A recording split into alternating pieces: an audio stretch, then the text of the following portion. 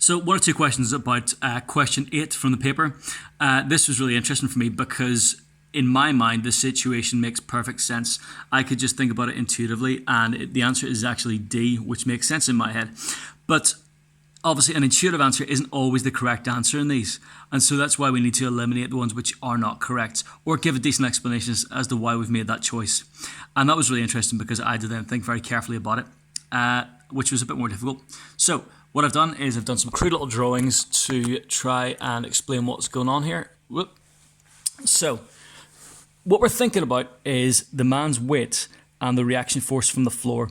Now let's imagine it's not, the lift itself isn't moving. Okay, so that means we've got, well, there's no downward force. Well, there's its weight, and there's also whatever's holding it in place. So there's a net force of 0 newtons, which also applies to the guy. You've got his weight, and you've got the reaction force of the up thrust from the floor of the lift. So that gives a net force of 0 newtons.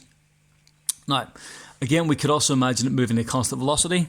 We've got x newtons being the weight of the lift, and x newtons being the friction and the resistance or whatever, all the resistive forces in the opposite direction to that. And again, a net force of 0 newtons, which means also on this guy, a net force of 0 newtons. Now, what we now need to imagine is when it's actually accelerating.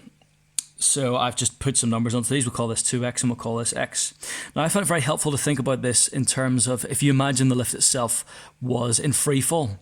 So that means that he is also in free fall and they're both accelerating downwards. And if you imagine yourself in that situation, well, you know, unless you find it very scary, you can imagine that the weight, your force on the ground is going to be much, much less. So the force you feel from the ground is going to be much, much less. Now let's think about the man's weight. The man's weight is what's making him accelerate. Now, he is not accelerating with respect to the lift. They're both accelerating downwards. Let me just pause this and check my terms. Oh yeah, so if he is accelerating and so is the lift, that means that the reaction force he's going to feel is much, much less because the lift and he are both accelerating in the same direction. He is not accelerating with respect to the lift.